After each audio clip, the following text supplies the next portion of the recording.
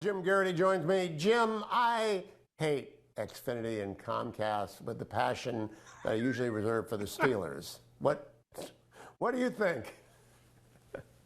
Look, I was watching the video you were showing of Trump at the stadium last night, and Hugh, all I can say is I'm just glad that at least one winner from New York showed up in Pittsburgh last night Oh, because a whole bunch oh, of others did not. Um, but yeah. you know, I You, won't you and even I are crack the both charm trapped about in it. football hell. You and I are Yes, both yeah, trapped in yeah, football yeah. hell. And we both have I quarterbacks who are getting paid a gazillion dollars, and we just should cut our losses, right? Cut them both, suck it up, live under the cap, go get some rookies. So the irony is like Rodgers took a pay cut to go to the Jets. So that's not actually the Jets' problem. The problem is that they stink. They stink. Yeah, like Rodgers looks old, but that's not really the no. It's like that we've done everything. There's a good meme going around last night where they talk about the Jets. They fired Salah. They traded for Adams. They got Hassan Reddick back in. He's going to be suiting up next week. They did all the things, and the universe is like, I don't care. You still stink.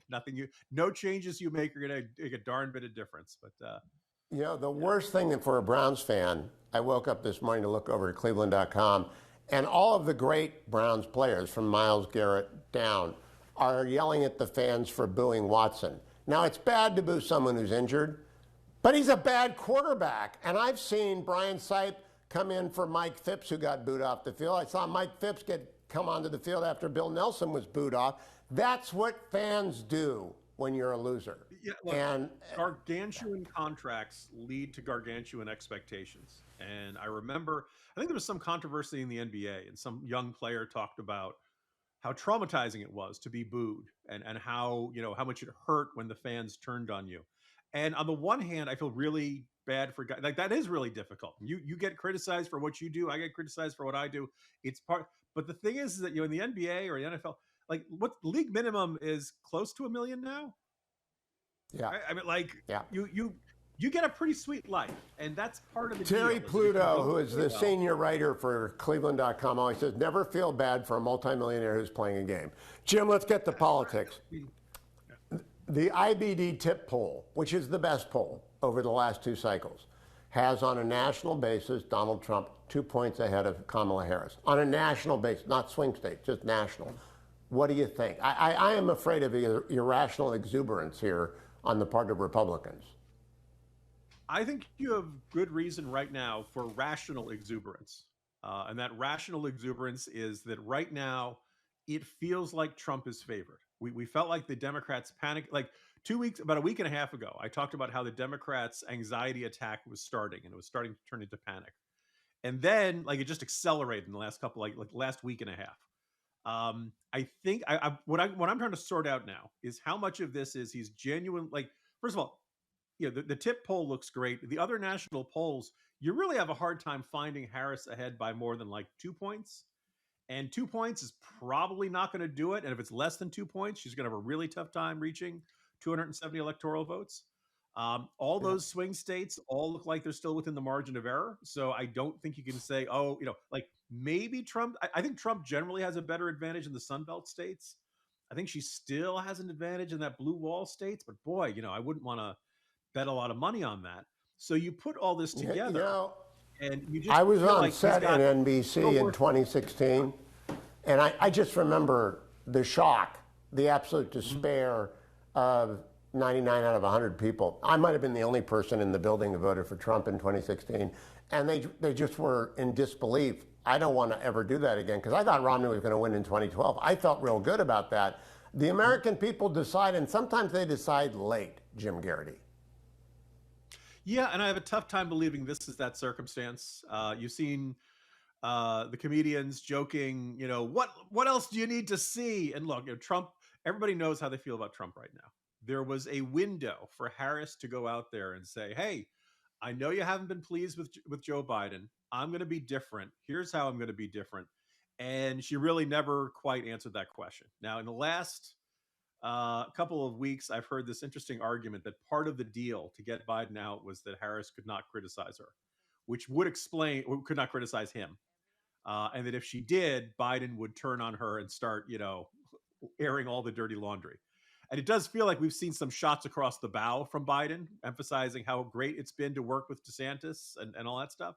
So I kind of wonder if she is trapped in an inability to really distance herself from Biden in a meaningful way, other than saying, well, I'm not Joe Biden, I'm younger, et cetera. Like what she's right now promising is the same policies with a younger and more pleasant face. And that's not enough to close the deal. Now, is she out of it? No.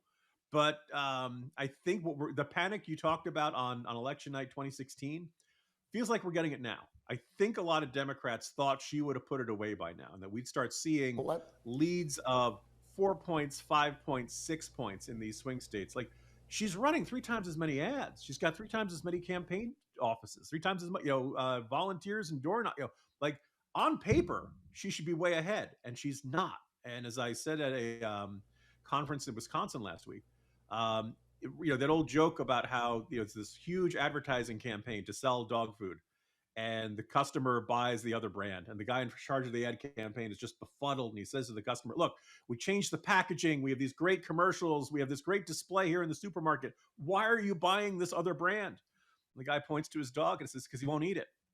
At the end of it, the problem is not the sales pitch for Kamala Harris, the problem is the product. And America, let me talk to you about another signal and get your, whether it's noise or signal, analysis. I left Maine on Saturday after being there for 5 months, and we watch Hulu because it's where Slow Horses is and Only Murders in the Building. There's a Kamala Harris ad in Mid-Coast, Maine, every other ad on Hulu, which is bought by Geraghty. They're obviously reaching, not for Maine's 2nd district, as Tom Rick suggested, because that's out of reach for them. They are reaching for New Hampshire, northern New Hampshire, because they're worried about New Hampshire, Jim. That's my only take on it. Is there an alternative analysis? She's raised $1 billion. I think actually, when all is said and done, we're going to hear the catastrophic success expression, that the Harris campaign has money to spend for ads everywhere. So yeah, if you want to take a shot, and I think you're right. I think Maine's 2nd district is probably going to go for Trump, and probably not going to be all that close. But you got the money to run Hulu ads there. You got the money to run Hulu ads if you go across the border into New Hampshire. They can advertise everywhere they want. As I said, the problem is just that I don't know if those ads. First of all, it's an interesting question, but whether people actually make their decisions based on the presidential candidate, as opposed to, say, some candidate, down ticket candidate they don't know as much about. Do they change their mind on their presidential vote because of what they see in a campaign ad? And I have my doubts about that. But let me close this way, Jim Geraghty. Would you put a value on Trump's working the McDonald's fry machine and window yesterday? How do you value that? That's earned media. If you listen to Hacks on Tap, it is always Michael Murphy's mantra that earned media wins election. What's the value you put on that yesterday? A great deal. And, I don't, by the way, I have my doubts that Harris is lying about working at McDonald's. It doesn't surprise me in the slightest that they can't find employment records. It was a long time ago. But the contrast, and by the way, could you see Kamala Harris working the fry cooker today? I have my doubts. I think people know it just wouldn't work. Whereas this looked and felt like a Saturday Night Live sketch. And apparently, like back on Oprah's show, they did one where he worked in one of his own hotels. And he talked about how hard the busboys work, and he was delivering room service and walking a dog for an old lady and stuff. Trump does this very well. The time he sang Green Acres, was it at the Oscars or one of those award shows? He's capable of laughing at himself. He's capable of making fun of himself. But he had this great exchange where somebody said, it's so nice for you to come here and spend time with ordinary people. And he says, there's nothing ordinary about you. Like that, turn that into an ad. That is just this great, like the more positive message of him. The other thing, as I'm watching these images, I think it was Tiffany Fong who had said, these are not artificial intelligence generated images. These are not deep fakes. This is reality. And I remember thinking, we have reached the moment where reality now looks like the things we are usually told are disinformation. It's kind of this bizarre, and I just got to say, I don't know what Kamala Harris's ad budget is. Whatever it is, she got outspent this weekend because of that. Oh, yeah, absolutely. So whether it was Chris Lasavita or Susie Wiles or somebody else, they get the gold star.